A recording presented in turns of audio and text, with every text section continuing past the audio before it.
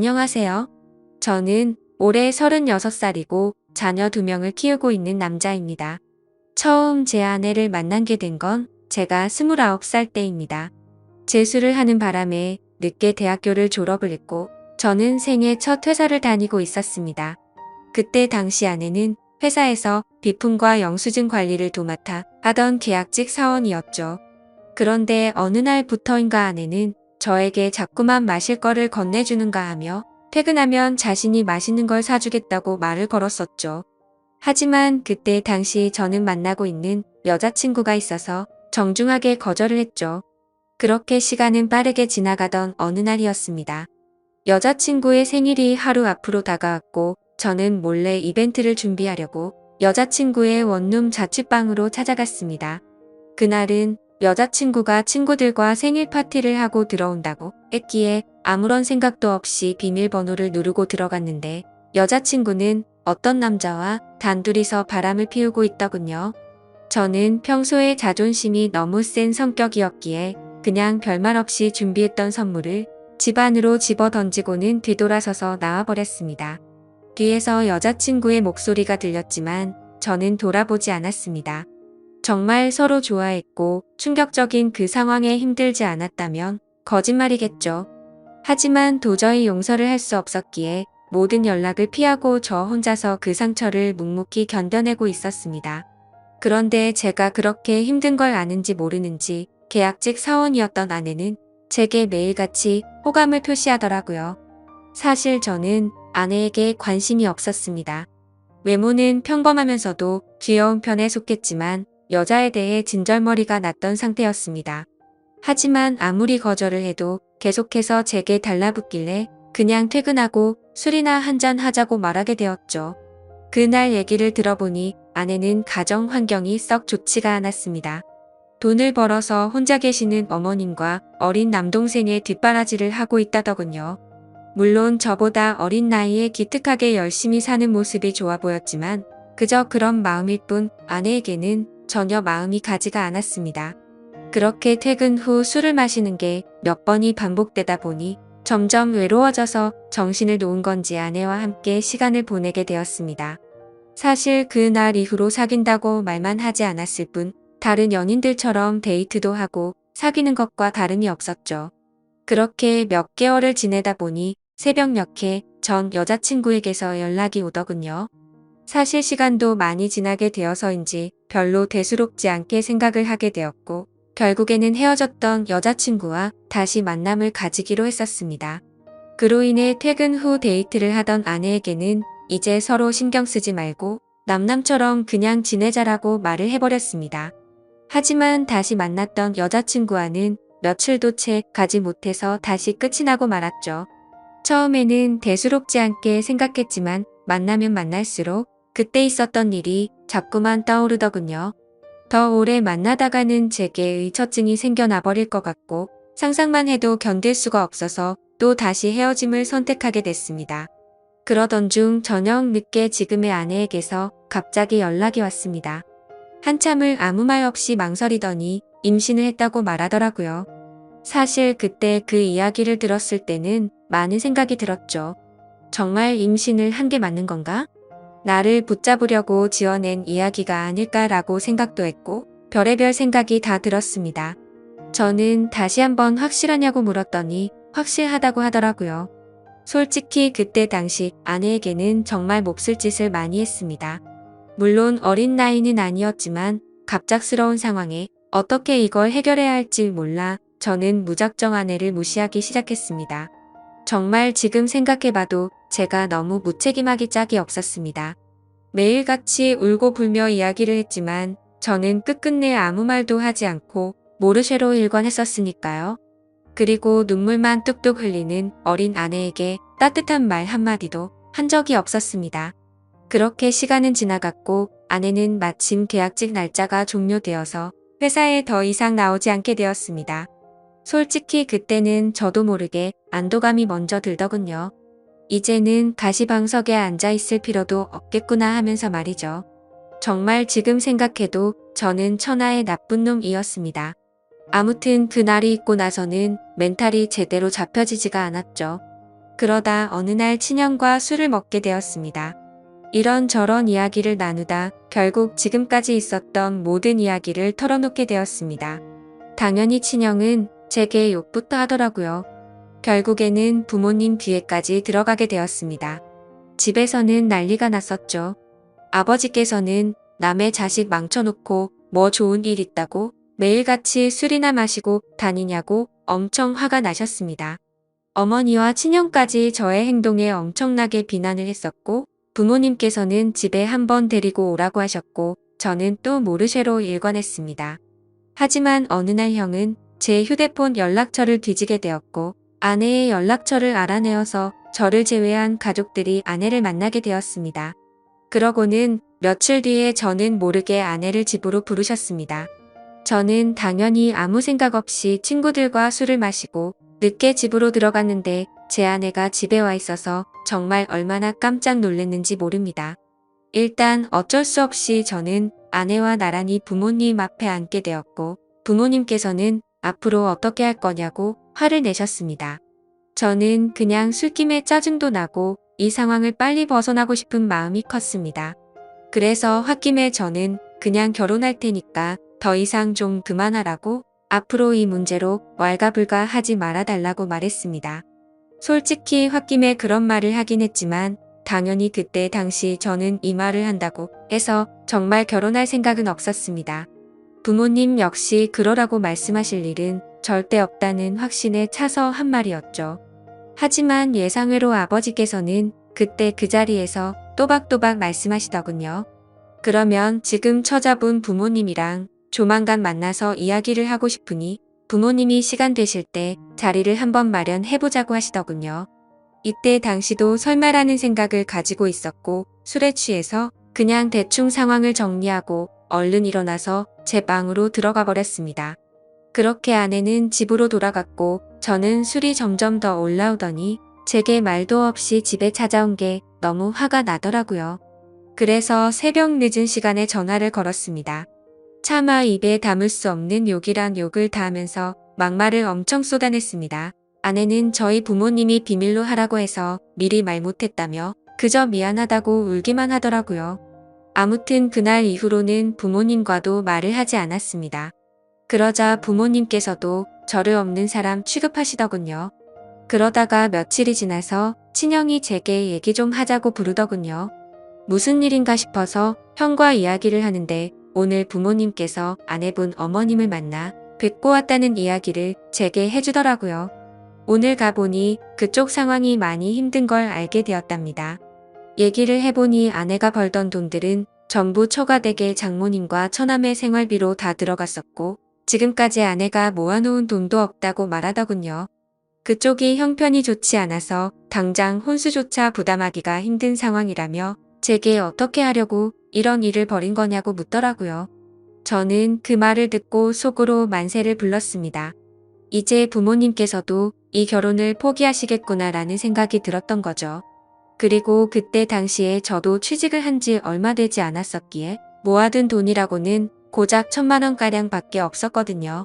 하지만 보수적인 성격이었던 저희 부모님은 고집을 꺾지 않으셨습니다. 결혼식이야 가족끼리 조촐하게 치르면 되는 거고 집 문제야 본가에서 같이 살면 다 해결되는 문제니 뭐가 문제냐며 제 기대를 꺾어버리셨습니다. 결국 순식간에 결혼 날짜를 잡게 되었고 일정대로 척척 진행이 되더군요. 저는 그때부터 너무 당황했고 속이 타들어갔습니다. 그렇게 좋아하지도 않았던 여자랑 결혼을 해서 평생을 함께할 생각에 암담하더군요. 그리고 부모님의 고집만 내세우니까 점점 화가 나서 크게 대들기도 했습니다. 제 앞으로의 인생이 달린 문제인데 왜 이렇게 무책임하게 진행하냐고 화를 냈죠.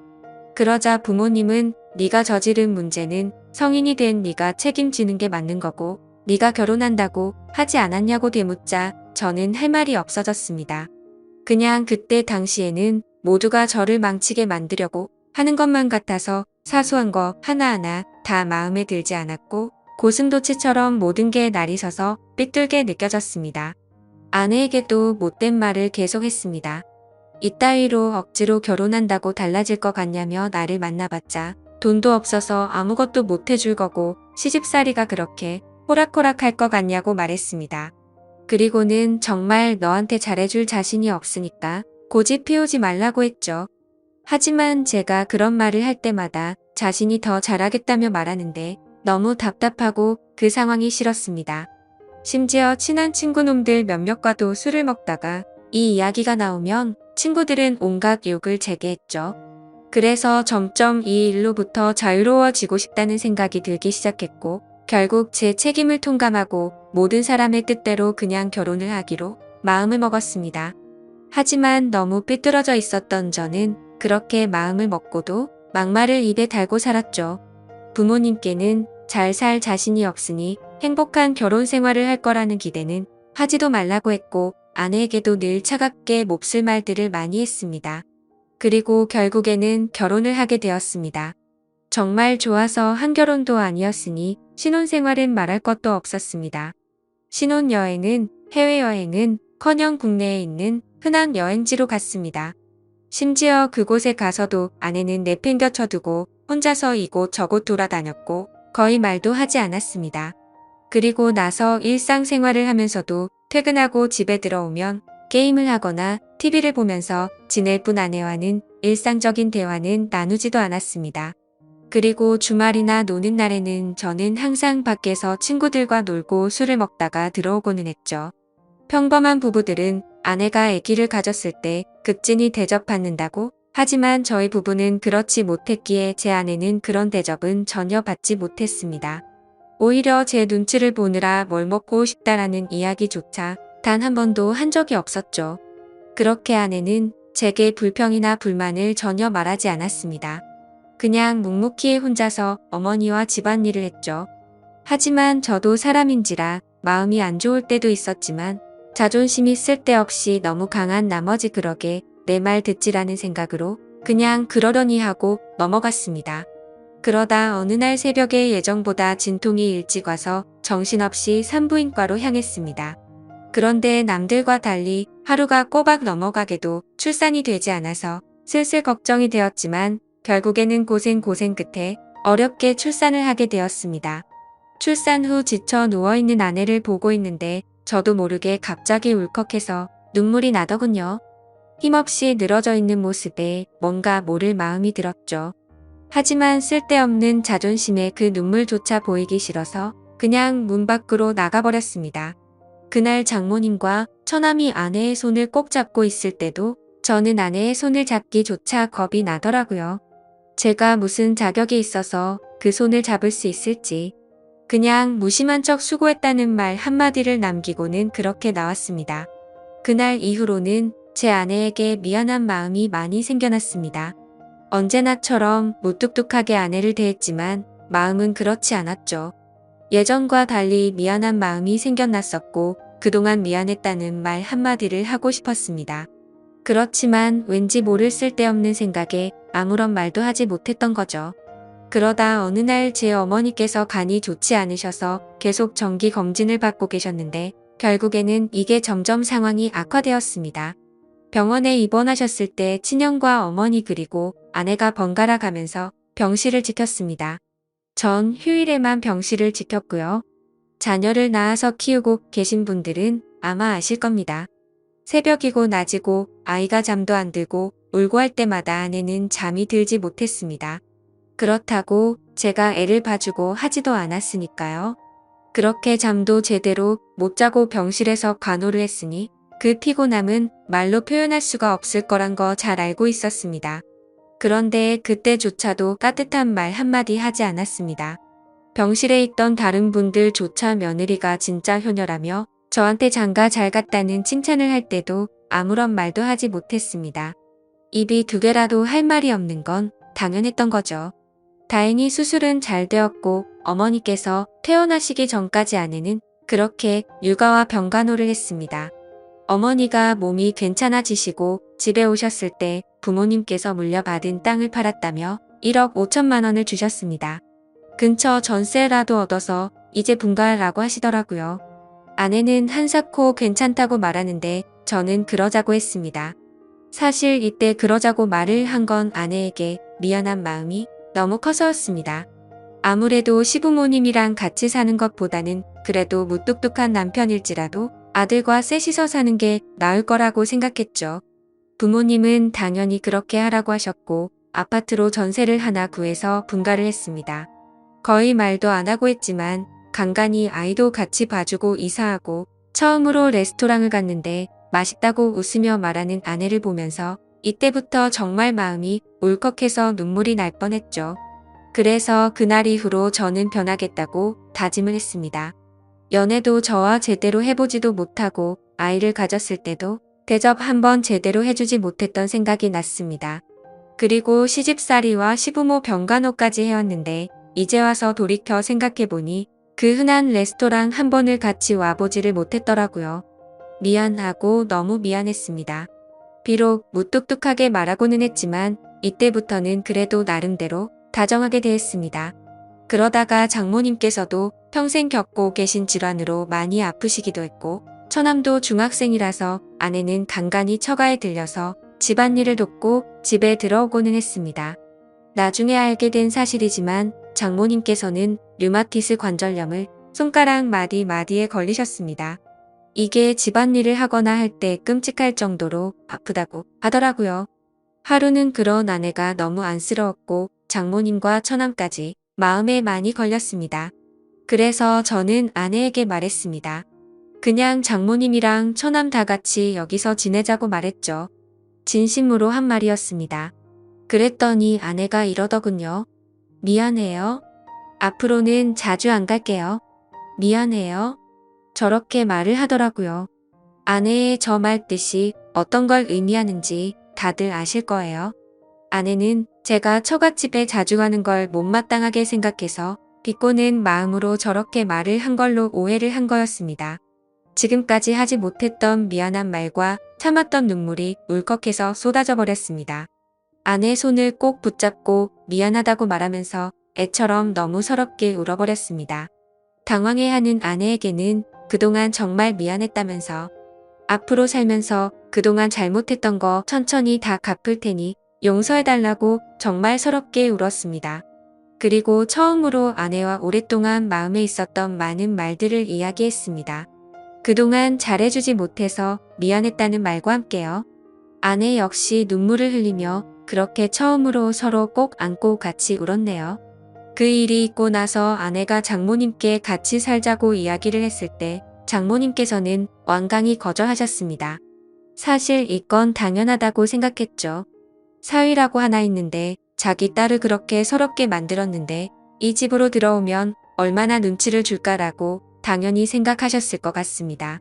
본가에 계시는 부모님께서는 흔쾌히 그렇게 하라고 허락을 하셨고 결국에는 제가 처가댁에 가서 장모님께 무릎 꿇고 사죄했습니다. 그동안 죄송했다고 앞으로는 정말 잘하겠다고 했죠. 그렇게 장모님을 겨우겨우 설득해서 같이 살게 되었습니다. 지금은 그 누구보다 아내만 사랑하고 전에는 상상도 못한 애교도 떨면서 그렇게 살고 있습니다. 세상에서 아내가 가장 예뻐 보이고 가장 사랑스럽네요. 집안일도 제 나름 열심히 돕고 있고 육아도 열심히 하고 있습니다. 그리고 아내와 저 사이에는 예쁜 딸아이도 한 명 더 생겨났고 더 예쁜 가정을 이루게 되었죠. 이게 제게 있었던 5년 전 이야기입니다.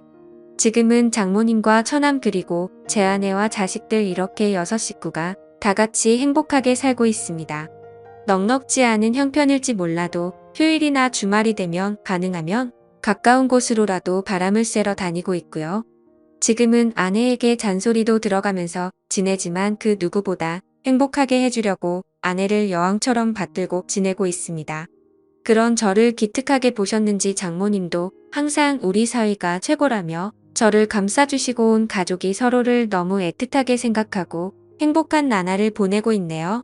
지금은 정말 그 어느 때보다 행복합니다. 제 착한 아내 덕분에 저의 못난 모습들이 고쳐진 것 같아서 정말 고맙게 생각합니다.